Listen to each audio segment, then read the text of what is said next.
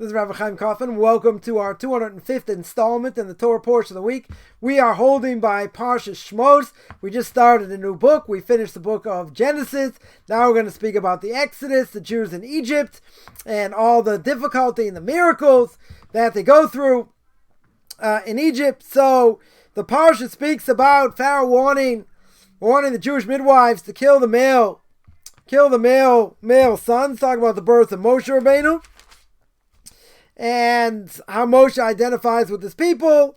Moshe marries daughter of Yisro. He meets God, the burning bush, so to speak, and the fact that God wants Moshe to take out the Jewish people. There's a lot of interesting things going on here. So the Torah tells me, book of Exodus chapter 4, verse 19. So what does the Torah tell me? The Torah says, Hashem said to Moshe in Midian, he says, go return to Egypt, for all the people who seek your life have died. Right? It comes along God, and God says, Moshe's allowed to go back. He's allowed to go back to Egypt, take out the Jewish people. He doesn't have to fear. Right? He doesn't have to fear over here. Why not? Because the people wanted to kill him. Right? They're gone. Right? So he's got a free pass. Nothing's going to happen over here to him. So there are a number of things over here. Normally we say, the Talmud tells us, Shluchei mitzvah eino nezokin. Someone who's sent to do a mitzvah, right? He goes to do a mitzvah. He's not going to get damaged, right? He's got certain protection, right? He's got protection, that's the protection of the mitzvah. Now the problem is, but what if there's certain danger? Right? If there's certain danger, right, according to nature, a person doing the mitzvah is going to be put in danger. Then we say, shluchei mitzvah, that someone who gets sent to do a mitzvah can get damaged. Right? If there's a strong enough damage. So what do we learn it out from? Alright, so says Mori Rebbe, Arav Agon Moshe should be well. Brings down in his commentary on Chumash and Chochmah V'das. He says we learn it out from Shmuel. Right, Samuel 1, chapter 1, verse 16. Says that Shmuel didn't want to go. Right, he didn't want to go on his shlichus. He didn't want to be a messenger going to King Saul. Why? Because perhaps he's going to give him this information and Saul's going to kill him. So he didn't want to go. He felt his life was in danger. Nonetheless, he goes. Now, there's a question over here. The question is, why don't we see from here there's a fundamental principle? What's the fundamental principle? God himself tells Moshe Rabbeinu, all the people died who want to harm you. Now, seemingly, if all the people die, what's the problem? No danger. There's absolutely no danger, so what's he afraid of? Right, because if they didn't die, even if he's going for the sake of the mitzvah, I get it, then he's worried. He's certainly going to be worried over here. Because there's a significant danger. So we saw before, if there's danger, significant danger, then we don't say he gets protected by the mitzvah.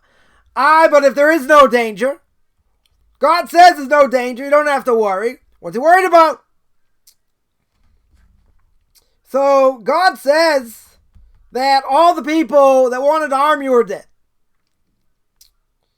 But it doesn't mean that even though that's the case, there is no danger at all. Right? But the reality is, he says you don't have to worry. You don't have to worry. That God prepares the way for him. That he's not going to have anyone stand up against him. He's going to be able to walk right in. Not going to have any issues. And doesn't need to guard himself in a special way. And everything should be fine. But you see that Moshe Rabbeinu was still scared. Right? It's ironic. It's ironic. God tells him, you don't have anything to fear. Now if you say you got nothing to fear, at all, or that's what it sounds like. The people who wanted to kill you are dead. So seemingly, that's it. Shouldn't be any problem. But there is a problem. Right? The reality is, Pharaoh knows. That's why he fled to Midian in the first place. Pharaoh knows what he's up to, or who he is, what his real purpose is. So that danger is still there. Right? That danger is still there. But God tells them everything's going to be alright. So I could have understood there's no danger at all, but it doesn't say that. He just says these two wanted to kill you have died. He also, so Rebbe here says also that Yaakov was afraid. What's Yaakov afraid of? Right? He says that Yaakov was very afraid of Esav. Right? He's afraid of Esav. And what's going to be? Esav could kill him. He's coming with 400 men. Well, that's pretty scary. Right? He's coming with a whole army, with a whole entourage. So here God tells Moshe that even to enter a place of danger, all the people that wanted to harm you, they're dead. Right? So then we understand, the Talmud says, you can't necessarily bring out here this fundamental principle. Right? Because there is some element of danger. Right? If there would be no element of danger, right, that's the issue here. That if there's no element of danger, what's he talking about? What's he worried about? But there is some element of danger. Because there's some element of danger, you can't bring a proof and say that Shluchei Mitzvah ain't nizaken. Right, from here, that messengers that go out for the sake of a mitzvah, right, they're not going to get damaged, but you can't bring proof from here. Because there is some sort of danger. Right? It's not like the danger totally disappears. So that's one thing. Then my Rebbe adds that, well, if God tells them there's nothing to worry about, so what's he worried about? If God tells Yaakov Avinu, you don't have to worry, what's he worried about? So the story by Yaakov is that maybe he sinned. Maybe in the future he's going to sin, and they won't have the divine protection. So you see a definite level of humility. So too by Moshe Rabbeinu. That Moshe Rabbeinu thought of himself, who am I? Right, who am I to go save the Jewish people? Right, you see Moshe Rabbeinu complains to God. Moshe Rabbeinu says, I have a heavy tongue. I don't speak well. I speak with a lisp. Right? I have a lisp, as the Medrash says. Right? He put those coals in his mouth, burnt his mouth. So God said, what are you talking about? What are you worried about? What, do you think you're the only one who knows how to speak? Don't forget, you got a brother, Aaron. So I'll tell you, you speak to Aaron. You know, who gives the person the ability to speak anyway? But even so, he doesn't want to do it. Why not? Because of humility. Because he's saying, who am I? Who am I go to Pharaoh? And he says over here, I'm afraid. I'm afraid of my enemies. You know what's going to be? It's dangerous. Right, but God promises him. What are you worried about? I'll take care of it. You got nothing to fear. Because they died. Or they lost their money. Or whatever the case is, they can't harm you. Now simply we would say, so we asked the question by Yaakov. The Rashi asks, others ask, God made a promise. God says, I'm going to take care of business. You have zero to worry about. If I don't have anything to worry about, God makes that promise. What am I worried about? Yaakov was worried maybe he's going to sin. Won't have that protection. Moshe Rabbeinu is like, I was the shepherd. That's what I was. Who am I to go in front of Pharaoh? He feels inferior. Because of his humble beginnings. Why is Pharaoh going to listen to me? But God does the stick trick. Right? Turns the stick into a snake. Snake it back into the stick. Says, don't worry. You get the people to believe you. And you get real power. I'm right here behind you. You don't have anything to worry about. If not for the fact of this absolute humility that Moshe Rabbeinu has, this doesn't make sense. Because we know, at the end of the Torah, God says Moshe is the most humble of all men. But if I wouldn't know that, I'd say, where's your avtacha? Sorry, where's your emunah bitachon? Where's your belief and faith in God? How can you go against it? Right, you want to tell me, okay, I'm afraid, maybe I'll say in this. But God promised you. Who says he's going to take it away? Well, you see, on his way to Egypt, stops at an inn. And he almost dies because he didn't give his son circumcision. And Zipporah does the circumcision. But also hard to understand. Spoke about it in the previous video. Why God wanted to kill him. And he's the one to save the Jewish people. Right? Also needs further explanation. Why, if God promised him you're going to want to do it, why does he kill him? Or almost kill him? So you see, something could change. But see, that's not the issue by Moshe Rabbeinu. Not a question of sin or not sin. He doesn't think he's worthy. And that's the whole thing. He's going to go in front of Pharaoh, going to be laughed at. Totally be laughed at.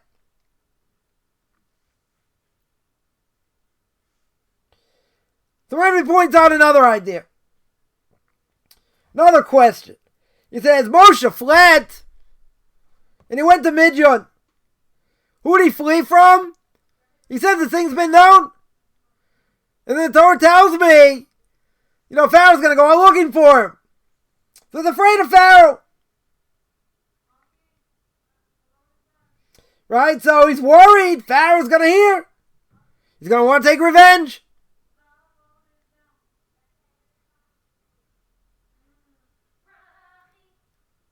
So what happens? So the two that heard of, saw what Moshe Rabbeinu did, and now they can't do anything. Okay. But what about Pharaoh himself?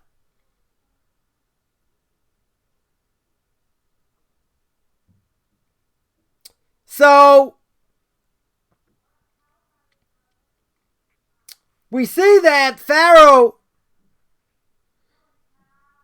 does not stop the Jewish people from working and working very hard, even when Moshe Rabbeinu comes.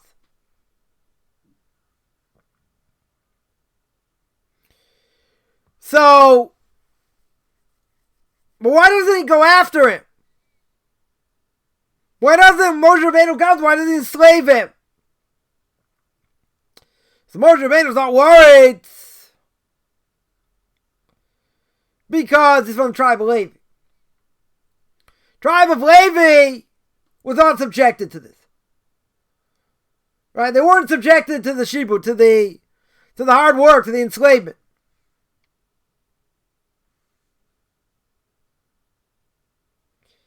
Not only that, but there's also a different Pharaoh over here. Right? There are many years that passed. And we know that Pharaoh has died. So there's another Pharaoh. So he wasn't worried also a different reason. So since there's another Pharaoh, he's not worried he's going to take revenge. We got a lot of interesting things going on here. Right? The first idea is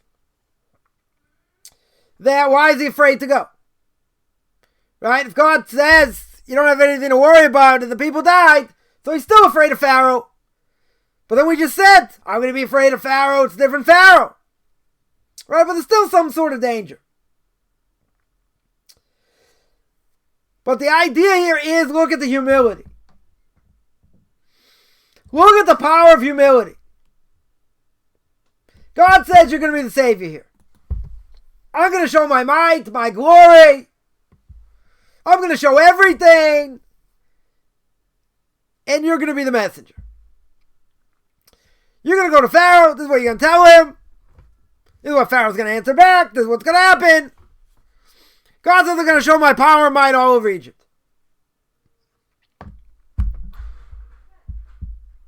But there's something deeper here. It's not just he doesn't feel worthy. Right? That's part of it.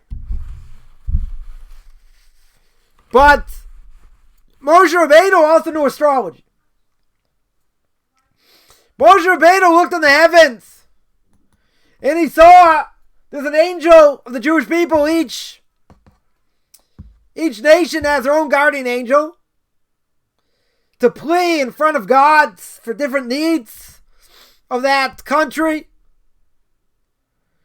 Egypt has their own guardian angel. So Moshe Rabbeinu looks up in the heaven, and what does he see? He sees an angel of God, an angel of the Jewish people, and an angel of Egypt like this. They're intertwined, so you can see that? They're intertwined like a double helix, like a DNA molecule.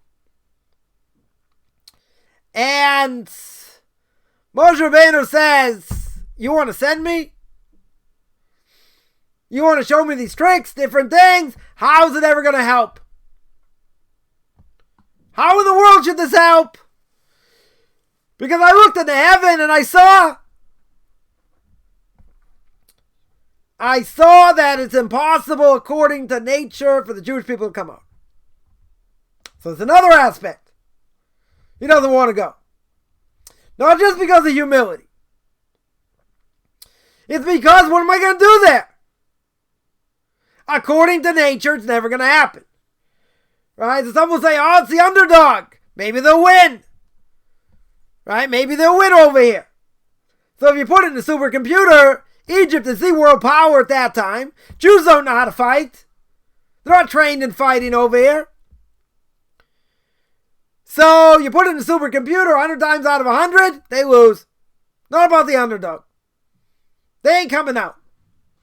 According to nature. So God tells Moshe Rabbeinu. God says, Mo, what are you worried about? I can stop nature. I'm above nature. I can change nature. So one of the reasons you have all the miracles in Egypt, why does God do it through miracles? Torah says show his power. Show his might over all the other gods. And over the entire world. Well, something deeper. And that is, not only is he going to show his power, but he has to do it above nature. He cannot take out the Jewish people according to nature. Why not? Very simple. Because according to nature, this never happens. They don't get out. They don't pass go. They don't collect 200. They stay there forever. So God says, don't worry about it. Don't worry about nature. I can change it. I'm above it. So I'm going to show all the miracles that are totally above nature. So, it's not just about being humble. I mean, that is something, that is important. Because he says, who am I? Who am I to go and save the Jewish people? I'm just a shepherd.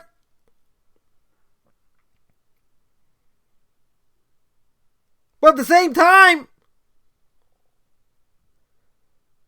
he says, how can I go in general? Forget about they're going to listen to me, not listen to me. It doesn't matter. It doesn't matter for one very simple reason. Because they're not coming out. According to nature, they're not coming out. So God tells them, you don't have to worry. I'm going to take care of you. I got your back. You're my messenger. You're the one to take out the Jewish people. So God's telling him just the opposite. God's telling him they're coming out. Moshe Rabbeinu's like, no, they're not. God says, yes, they are. How do I know they are? Because I'm going to bring them. I know better than you. God says, all right, so I'll bring them above nature. I'll bring them out with miracles. Because you're right, according to nature, they can't come out. Now, it's an amazing dialogue. For us simple people, God would come to us, we'd say, all right, prove you're God. Show us your credentials. Show us something. No hocus pocus. We want to see a resume. We'd have all kinds of questions. We want proof.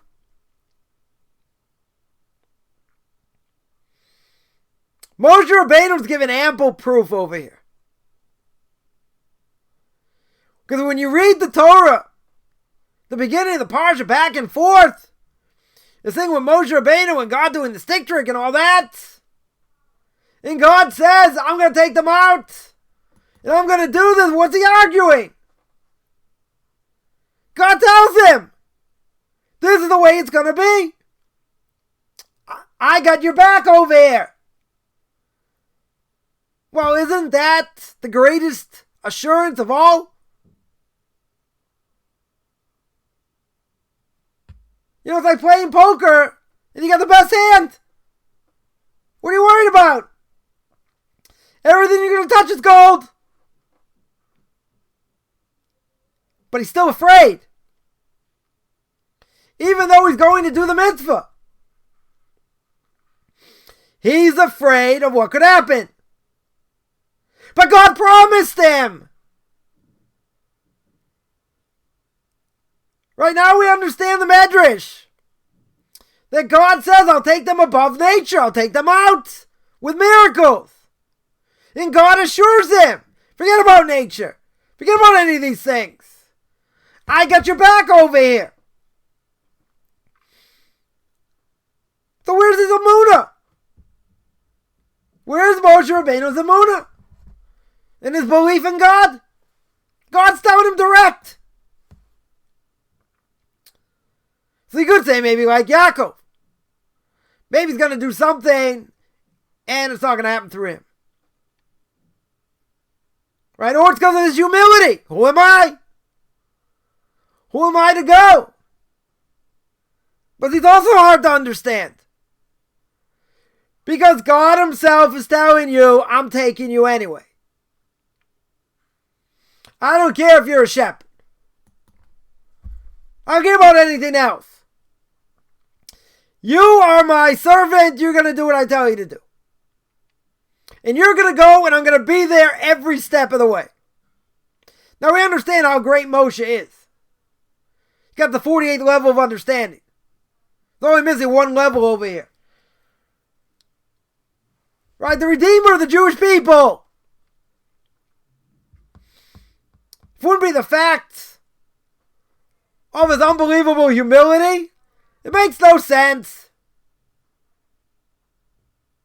Doesn't make any sense at all. Because if we had this kind of claim, right, if God would come to us and tell us, okay, Powerball, $250 million you can win. Right? These are the numbers. God says do it because I want you to give all this charity to yeshivas and schools and poor families, and you're the one who's going to win. You're going to say, come on. Maybe it's something bad to eat. It affected your mind in a negative way when you went to sleep. But God comes to you, keeps telling you, play these numbers. I'm telling you, you're going to win. Right? Use a different argument. God's like, I'm telling you, this is me. I created the world. Play the numbers. And if we play the numbers, he would have won. In the parable. Why? Because God said this is what's going to be. Now you can say, maybe I don't deserve it. Maybe I changed my mind. Maybe this, maybe that. But this will be a big test for us. Big test. We're not as humble as Moshe Rabbeinu. Not even close. Got a lot of things we do wrong. Someone asked the Brisker of blessed memory, famous son of Rav Chaim Brisker, and asked him, if only God would show miracles today, so many people would change. Brisker of said, you're dead wrong. People don't change with miracles. It doesn't affect them the way it should. They don't get the message. Doesn't change lives. See, even by prophecy, he made a video, Parshas Balak, that Bilam had nevuah, he had prophecy. Didn't make him righteous. Just the opposite, he stayed evil. So you see, even with prophecy, a person can still be corrupt, doesn't matter. But a person who has prophecies on a certain level, why in the world should he not be righteous? Because miracles don't do that. Prophecy doesn't do that unless you get the message. And you internalize it. Because if you don't, God forbid, he's wasting his time. He's wasting his time with you.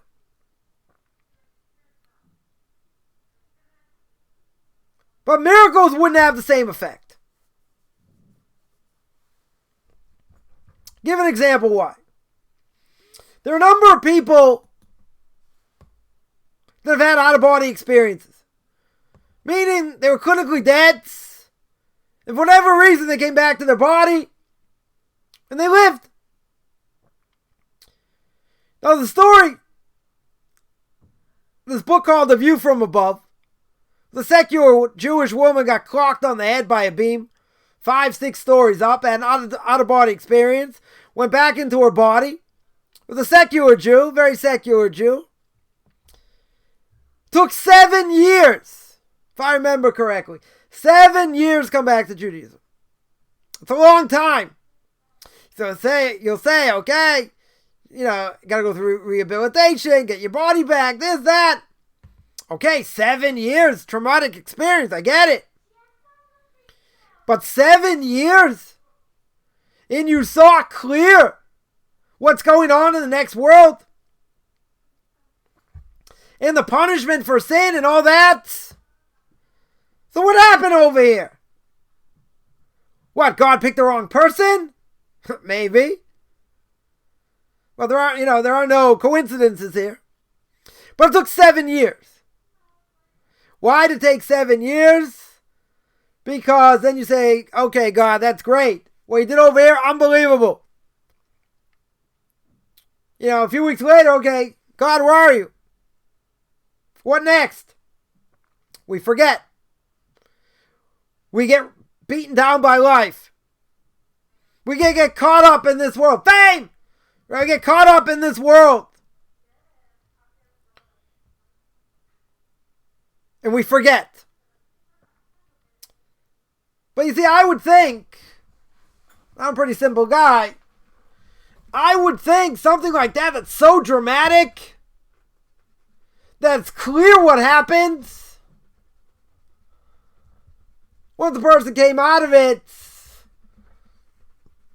they're learning. They're praying. they're doing mitzvahs. They're not getting sucked back into life. But you see, that's only the case where someone really got the message. Because you're hanging around secular Jews, skeptics. They say, boy, were you lucky. You know, you talk about luck, talk about other things. You don't really have what to answer. It has an effect. Right? That's why we hang out with our own people. Not because, you know, the idea being, you know, secular people have a negative effect, what they say. You know, they can make anything look like, oh, it just happened. Chance happening. Different things. But we forget. That's why we hang out with our own kind. To reinforce the values. You want to live among people that reinforce those values. Some may be better, some worse, whatever, but you don't want to be around people that don't enforce those values. Because it has a negative effect. But you're going to say this person was so changed. Was so unbelievably changed. So what happened? In my language, life beat them down. They got caught up in this world. And they didn't get the message. So I remind everyone I have a class on duties of the heart every Tuesday, 9 o'clock New York time. I have 2 Q&As every Tuesday, Thursday, 10 o'clock in the morning New York time, 5 o'clock Israel time. Class on Book of Leviticus, chapter 14 every Sunday, 9 o'clock New York time, 4 o'clock Israel time. I do Tanakh talk every Monday, 9 o'clock Israel time, 2 o'clock Eastern time, controversial issues.